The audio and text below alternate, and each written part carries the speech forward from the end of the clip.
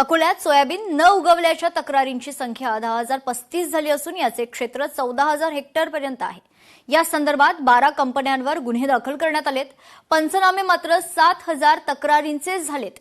वेळ निघून गेल्यानं दुबार पेरणी न झाल्यानं हिरवीगार दिसणारे अनेक शेतं आता कोरडी पडलेली दिसतात। यात शेतकऱ्यांचं मोठ्या प्रमाणावर नुकसान झालंय। पाहूया।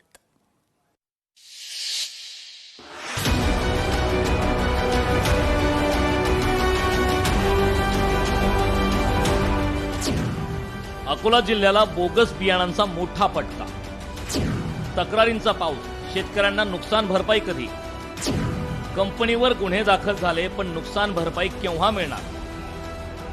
राज्यासह अकोल्यातील शेतकऱ्यांच्या शेतात सोयाबीन उगवलेच नाही, त्यामुळे शेतकरी हतबल झाला होता। या संदर्भात कृषी विभागात 10,035 तक्रारी प्राप्त झाल्या, ज्याचे क्षेत्रफळ 14,402 आहे, 36,000 एकर आहे। मात्र 15 दिवसांपेक्षा जास्त कालावधी उलटल्यानंतरही 7,000 तक्रारींचे पंचनामे झाले।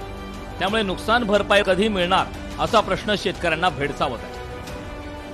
14,000 हेक्टरपर्यंत आहे। या सोयाबीन बियाणे न उगवण्याच्या संदर्भात आपण एकूण 12 कंपन्यांवर 14 ठिकाणी FIR पोलीस गुन्हे दाखल केलेले आहेत।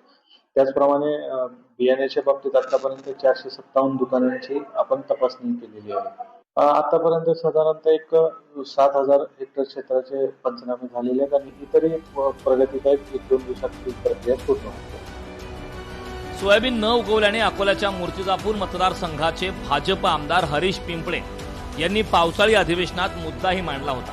मात्र काही शेतकऱ्यांनी परस्पर कंपन्यांसोबत सेटलमेंट केल्याचं पिंपळेंनी सांगितलं। परंतु ज्या शेतकऱ्यांनी सेटलमेंट केली नाही त्या शेतकऱ्यांना मदत झाली पाहिजे।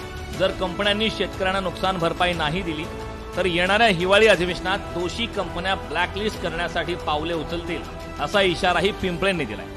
बियाण्यांचे नमुने वेळेवर तपासल्या गेले नाहीत ही चूक कृषी विभागाची असल्याचं मत पिंपळे यांनी मांडले। राज्यभरात बियाणे तपासणीच्या केवळ 4च प्रयोगशाळा आहेत, त्यामुळे बियाणांचे नमुने वेळेवर तपासले जात नाहीत, म्हणून आणखी नव्या प्रयोगशाळा उभारण्यासाठी शासनाकडे प्रस्ताव मांडलाय। भविष्यात प्रयोगशाळा झाल्यास बोगस बियाण्यांवर आळा बसू शकेल।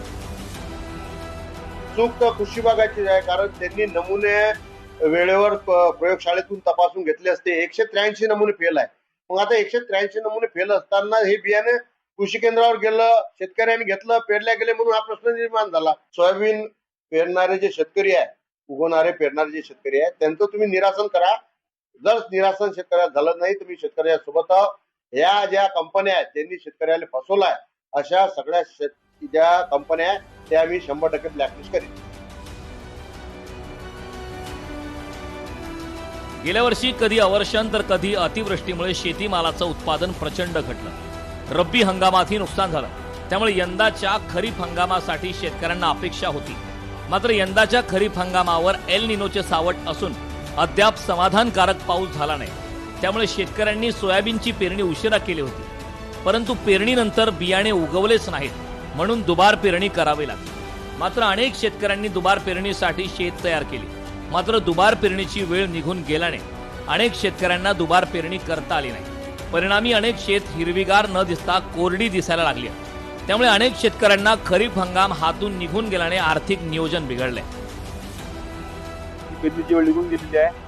आता आमचा हाच प्रश्न आहे की आता आम्ही याच्या पुढचा उदरनिर्वाह कसा करा? आता हे पुढची पेरणी आता कधी करा, काय करा? आता हे खरीपचा हंगाम निघून गेलेला आहे पूर्ण। आता आम्हाला दुसरा पर्याय नाही आहे। सरकारनं आम्हाला मदतची लवकरात लवकर घोषणा केली होती, पण अजूनपर्यंत मदत आली नाही। नाहीतर आम्हाला लवकरात लवकर मदत मिळाली नाही तर आम्ही आमच्या परिवाराशिवाय इथं शेतात आम्हाला उपोषणाचा इशारा देत आहोत, तरी लवकरात लवकर आम्हाला मदत मिळाली द्यावी। बियाणे कंपन्यांनी याचा विचार करावा की आपलं निकृष्ट दर्जामुळे इथं 2-3 शेतकऱ्यांनी आत्महत्या केल्या आहेत। भविष्यात अनेक शेतकऱ्याच्या आत्महत्या थांबवासाठी व शासनानं चांगला शेतकऱ्याला कुठे द्यासाठी या नियम कडक करून त्या शेतकऱ्याला कबूल केलेलं अनुदान तुम्ही द्या, अशी आमची शेतकरी सगळी मागणी आहे। अन्यथा आम्ही त्या बियाणे कंपन्यांना आम्ही अवमान करतो।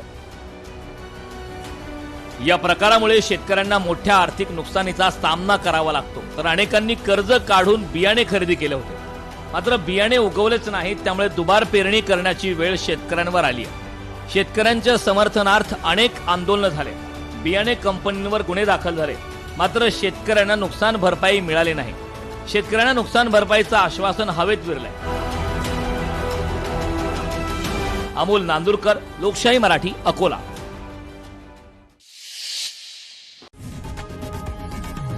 लोकशाही मराठी ऐका, पहा, जागरूक रहा.